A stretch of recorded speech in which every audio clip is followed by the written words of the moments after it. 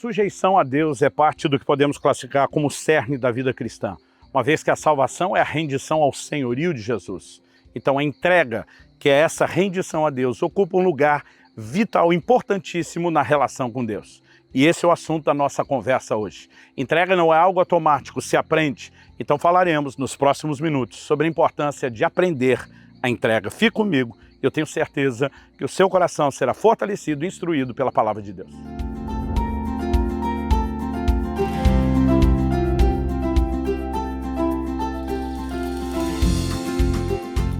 Estou hoje às margens do rio Tapajós, em Santarém, no estado do Pará, passando para trazer mais uma palavra ao seu coração.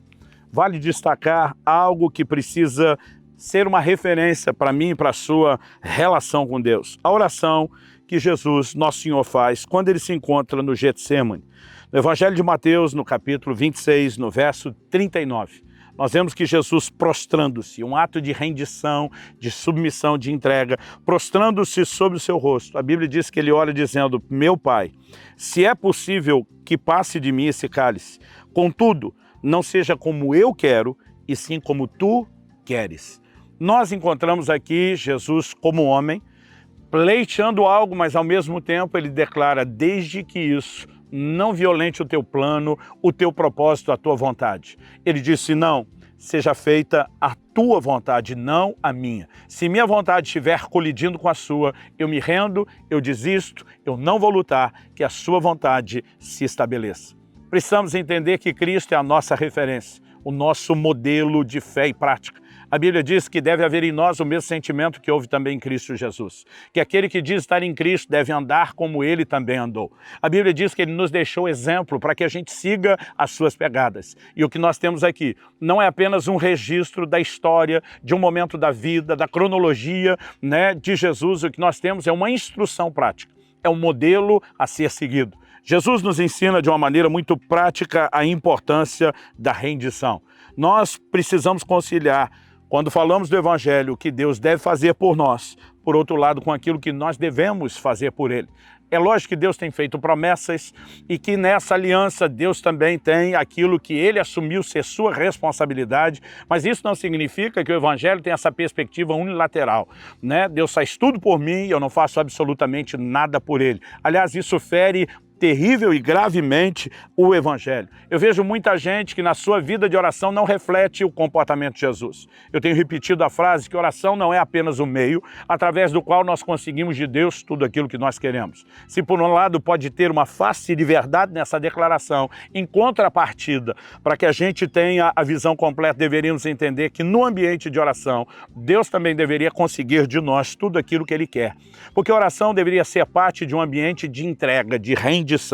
Então, dito isso, eu quero em primeiro lugar destacar que nossa vontade muitas vezes pode entrar em conflito com a vontade de Deus. Em Tiago, no capítulo 4, por exemplo, a partir do verso 13 até o 15, a Bíblia diz: vocês que dizem, hoje ou amanhã iremos a tal cidade, negociaremos, ganharemos dinheiro, vocês deveriam dizer, se o Senhor quiser e se vivermos, faremos isso ou aquilo.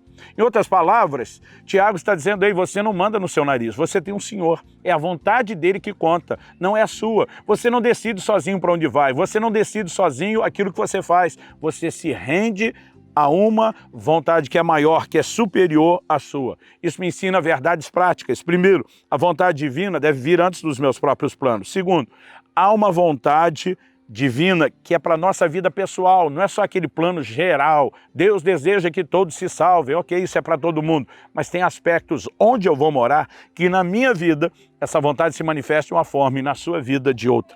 Terceiro lugar, eu posso e até devo planejar, mas devo sempre depender de Deus para se esse planejamento vai se cumprir ou não e se Deus vai intervir a favor ou contra aquilo que eu planejei. Em quarto e último lugar, nem sempre saberemos a vontade de Deus. Há momentos onde essa vontade vai se estabelecer, não porque Deus nos comunicou para que a gente escolha andar naquilo que Ele já apontou. Há momentos onde a atitude de rendição, de uma oração de sujeição e de entrega, permite que Deus nos conduza por si mesmo ao lugar que Ele planejou. Há um texto de Provérbios que eu não consigo deixar fora desse assunto quando começo a discuti-lo. Provérbios 16, de 1 a 3 diz: o coração do ser humano pode fazer planos, mas a resposta certa vem dos lábios do Senhor. Ou seja, não há problema que você planeje, desde que você entenda que a palavra final é dele. Todos os caminhos de uma pessoa são puros aos seus próprios olhos, mas o Senhor sonda o espírito. Outras traduções dizem, o Senhor sonda as motivações. Entregue suas obras ao Senhor e o que você tem planejado se realizará. Então, outras 3 observações a fazer em cima desse texto. Deus deixa o homem planejar, mas Deus peça os motivos, as motivações, em segundo lugar. Mas em terceiro, Deus agirá através da entrega. Entregue suas obras ao Senhor.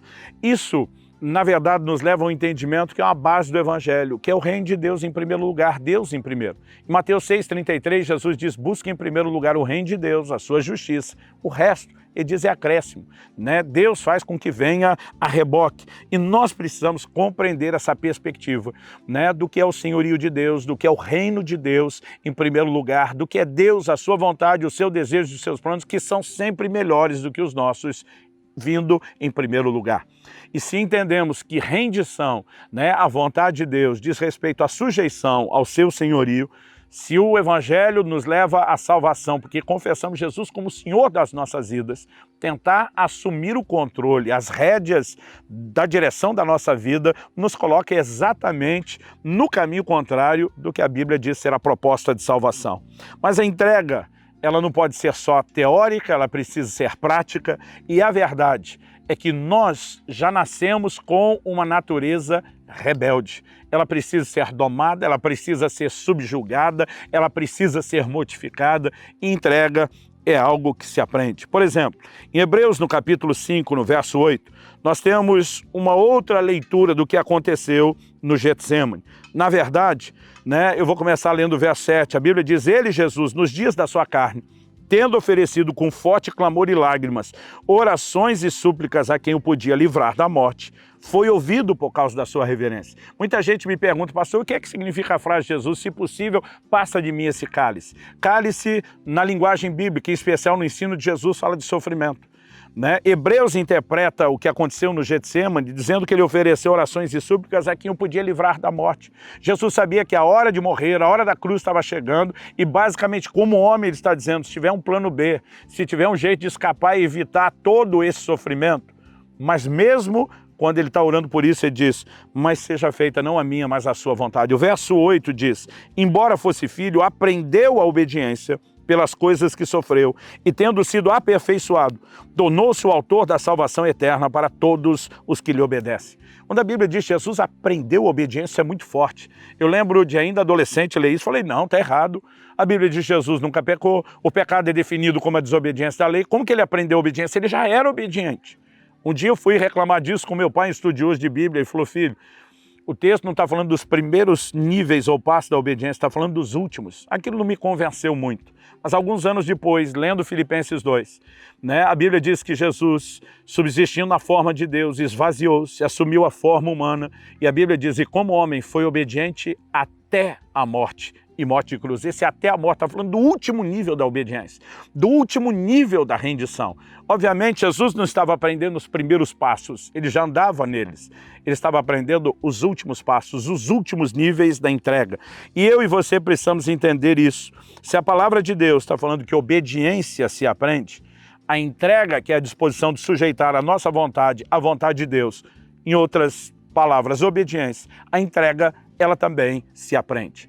E nós precisamos aprender e praticar a entrega, porque certas virtudes não são automáticas, né? O apóstolo Paulo, ele diz, eu aprendi a viver contente em toda e qualquer situação. Isso não é automático, se aprende. Agora, 3 figuras bíblicas sobre entregas que me orientam e me ajudam a viver aquilo que Deus tem me chamado a praticar em relação à entrega. São pessoas entregando filhos, e só os pais vão entender que esse é o mais profundo nível de entrega. Na Bíblia nós temos 3 exemplos. Nós temos Abraão entregando a Deus seu filho Isaque. Nós temos os pais de Moisés colocando aquele filho num cesto e o entregando aos cuidados de Deus no Nilo.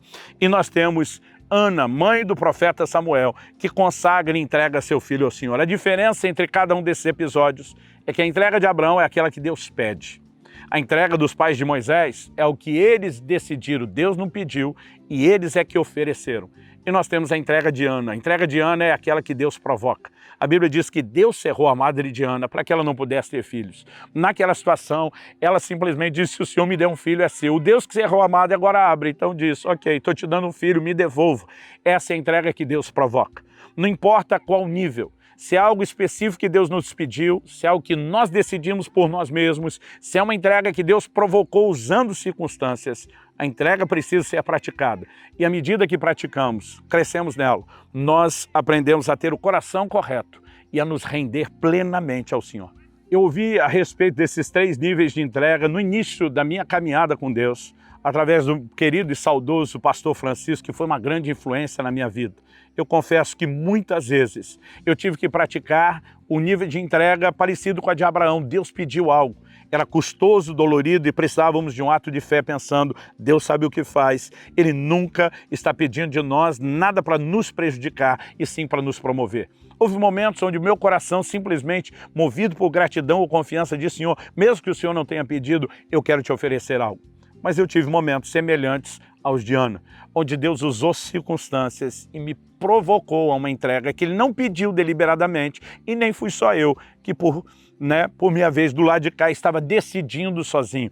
Ele conseguiu produzir uma combinação mais discreta e Ele me provocou a esse tipo de entrega. Hoje é mais fácil falar dessas coisas, com mais de 30 anos de caminhada servindo a Deus. As entregas nos levam a um lugar mais profundo, o relacionamento com Deus, a resultados extraordinários, porque Deus não quer tirar nada de nós, Ele só quer nos acrescentar. Mas muitas vezes, antes de acrescentar, Ele precisa tirar, ou Ele precisa nos ensinar a abrir mão para que então Ele possa entregar e comunicar algo que não vai nos controlar. A entrega é algo extraordinário, essencial, inegociável na vida cristã, mas também não é automático. Se aprende. E se aprende por meio do exercício, por meio de uma prática contínua. Minha oração a Deus é que você aprenda e pratique a entrega em qualquer um desses níveis.